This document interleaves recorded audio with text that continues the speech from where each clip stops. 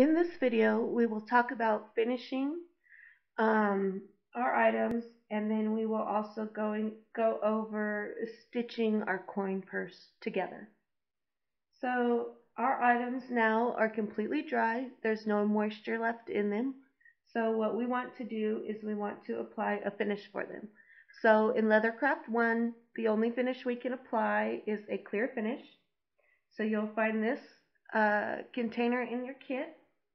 And the product we are using is called Super Sheen. And what that does is it seals the leather, and it also has a little bit of shine to it. So you'll need your pieces. I'm going to start with my coaster. You'll need your Super Sheen, and you'll need what we call a dauber. So when we apply it, we don't want to get just real messy on it, but we want to be able to get a liberal amount. So what I do is I stick my dauber in the sheen.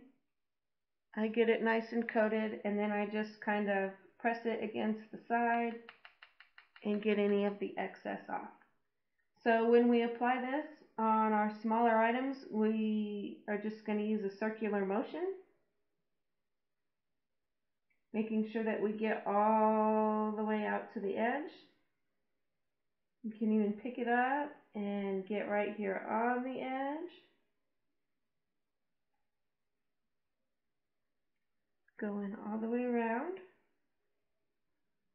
If you need to, get a little more on your dauber.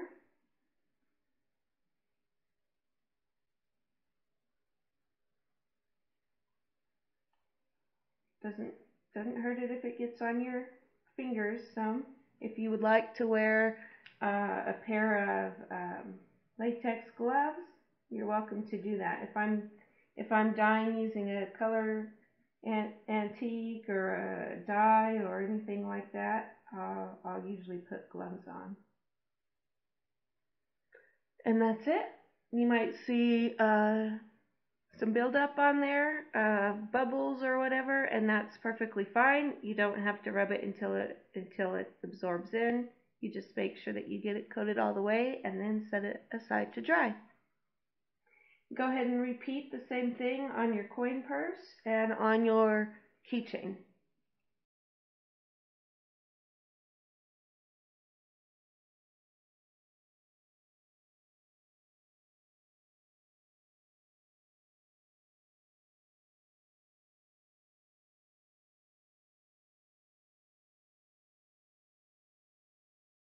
When you get all of a coat of Super Sheen, put on all of them, then just set them aside to dry. Because if we're handling them and touching them while they're still wet, we're going to end up with fingerprints on it. Some of our finish is going to come off, and so we want it to seal nice, smooth, and shiny. So I'm going to let this sit here for about 30 minutes to an hour. I'll check it again and see if it's dry, and then we'll be ready to stitch our coin purse together. So it has been about 45 minutes, and these are pretty dry to the touch. So I can go ahead and lace my coin purse together. If yours isn't dry, there's not a set amount of time that it takes something to dry. It just depends on how much sheen you get on it. It depends on your environment. So just because it took me 45 minutes doesn't mean that's how long it takes you. It's all different. So you just have to touch it. Sometimes with the back of our hand is easy, just to kind of feel if it's ready to be handled or not. Okay, so we're going to use what we call a whip stitch, and you should have a piece of lace in your kit. And what we're going to do is we're just going to lay our pieces on top of each other and kind of see how the holes match up. Okay, so as we're stitching, I'm going to refer to this piece, since this will be the front. I'm going to refer to this piece as the top, and then this piece as the bottom. Okay, so I'm going to line up our very first hole, and our holes are big enough that we won't need a needle, so I'm just going to use the lace itself, and I'm going to go from the top down into the very first hole, and I'm going to pull it all the way till I have just a little bit of a tail sticking out. Okay, And then when we do the whip stitch, we're just going from back to front and down again. From the back to the front and down again.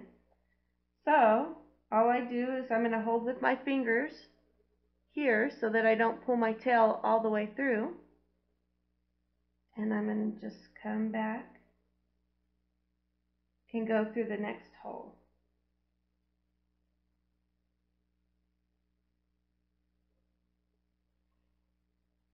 Okay, so see how it makes this loop coming from the back to the front? So that loop is what makes the whip stitch.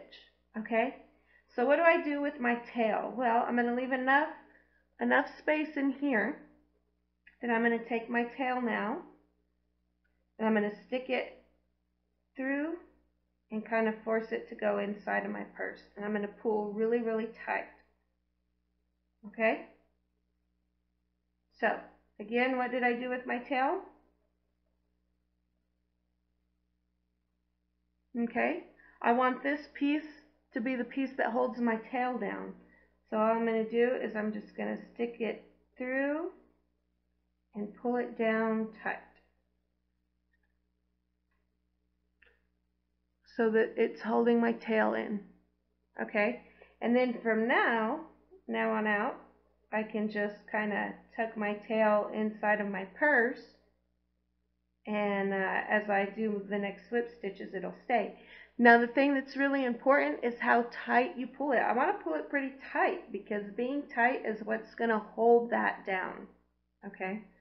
So you'll see as I do each stitch, I'm going to pull it pretty tight, and I'm going to use this finger to just kind of hold in the back so it doesn't come loose. So I'll find my next hole, line it up. Remember, I'm going from the back to the front, so I'm always on the top going down. See how it makes another loop, and pull it tight, and then I'm going to use this finger to hold it in the back. And I'll just keep doing that all the way around.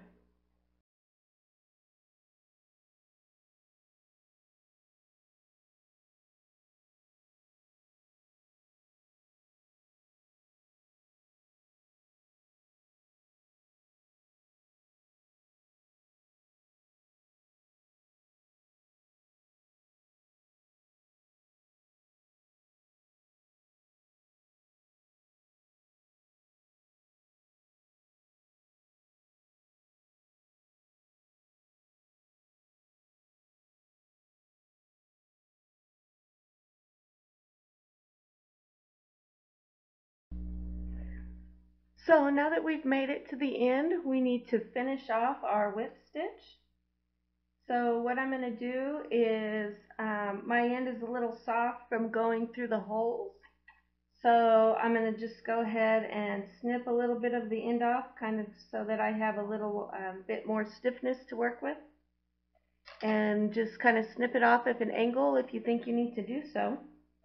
And what I'm going to do is I'm going to go through this same hole. So I'm going to kind of pull it tight, because by pulling it tight it gives me a little bit of space in there, so I can come back around and go through the exact same hole. Okay, so before I pull this tight now, I'm going to loosen it, and I'm going to loosen this last one just a little bit so that I have some flexibility to work with.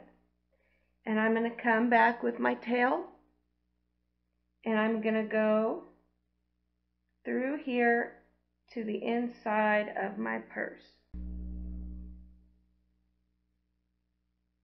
Okay, so I loosened it up and went so that this tail, when I pull it through, it's going to be inside of my purse. Okay, so I'll show that to you one more time.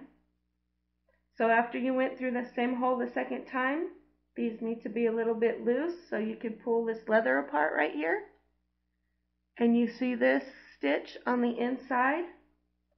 I'm going to take my tail and I'm going to go inside of it so that it catches. And then I should be able to pull my tail all the way through. Now this is when you can go back and tighten up your stitches again. Because remember, it's important to be tight because that's what holds your tail end in.